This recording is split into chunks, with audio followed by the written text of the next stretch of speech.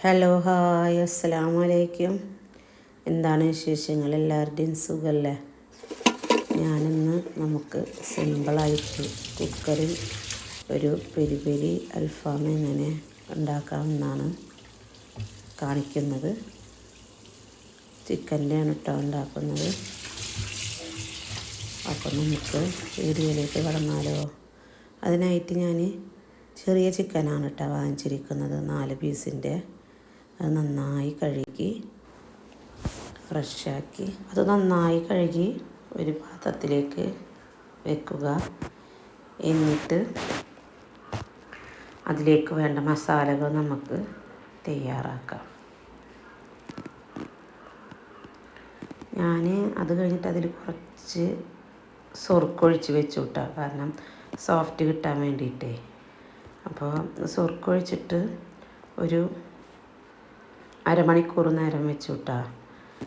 എന്നിട്ട് പിന്നെ നമ്മൾ മസാലകൾ തേച്ചാൽ പിന്നെ അതുണ്ടാക്കുമ്പോൾ നല്ല സോഫ്റ്റായിട്ട് കിട്ടും. അപ്പോൾ അതുപോലെ എല്ലാവരും ട്രൈ ചെയ്ത് നോക്ക്.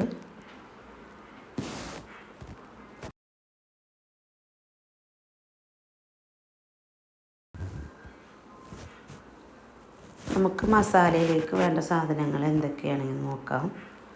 സവോള, ഇഞ്ചി, വെളുത്തുള്ളി, വേപ്പിൻ്റെ ഇല,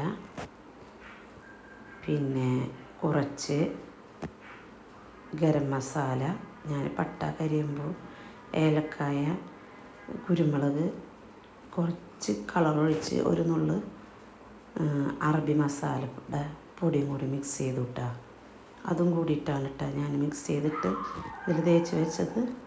എന്നിട്ട് വീണ്ടും ഒരു അരമണിക്കൂർ നേരം റെസ്റ്റ് ചെയ്ത് വെച്ചു.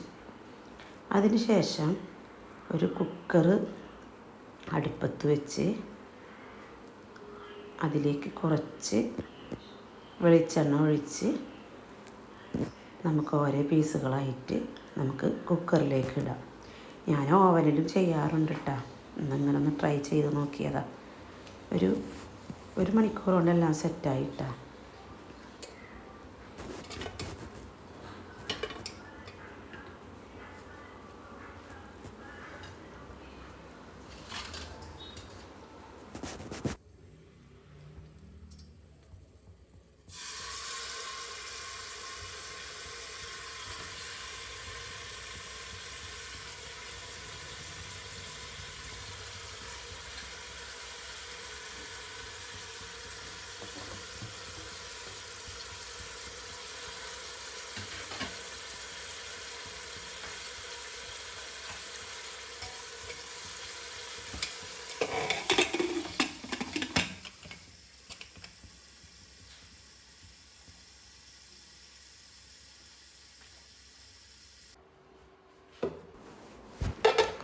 ഒരു വിസിലാണ് കേട്ടോ കുക്കറിലടിച്ചുള്ള.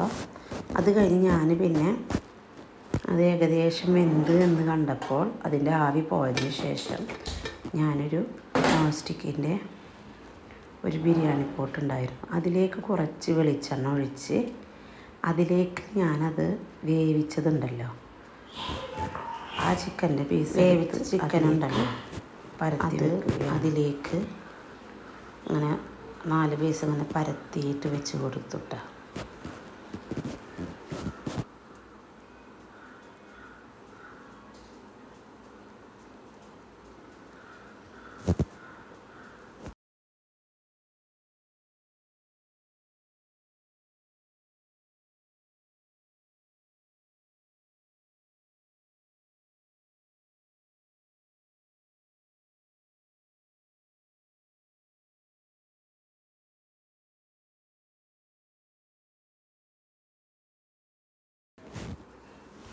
എന്നിട്ട് പിന്നെ ഞാനത് ആ പാത്രത്തിലേക്ക് വെച്ചിട്ട് അതിന് ആ ചിക്കനിൽ വേവിച്ച് വെച്ചിട്ടുള്ള അതിൻ്റെ നീരില്ലേ, മസാലകളൊക്കെ ചെന്നിറങ്ങിയിട്ടുള്ള അതൊരു പ്രത്യേക ടേസ്റ്റാണല്ലോ.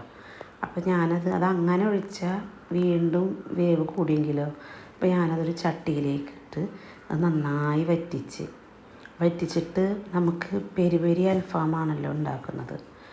അപ്പോൾ അതിലേക്ക് വറ്റിച്ചതിന് ശേഷം ഞാനൊരു പാത്രത്തിലേക്ക് കുറച്ച് സോയാ സോസ്, കുറച്ച് ചില്ലി സോസ്, കുറച്ച് മുളക്, ചതച്ച മുളക്, ഒരു നുള്ളു പഞ്ചസാര എല്ലാം കൂടി മിക്സ് ചെയ്ത് നമ്മളതിങ്ങനെ മൊരിഞ്ഞ് വരുമ്പോൾ, ഫ്രൈ പാനിൽ ചിക്കൻ മൊരിഞ്ഞ് വരുമ്പോൾ അതിലേക്ക് ഇങ്ങനെ സ്പ്രെഡ് ചെയ്ത് കൊടുക്കുക അതിൻ്റെ മേലായിട്ട്.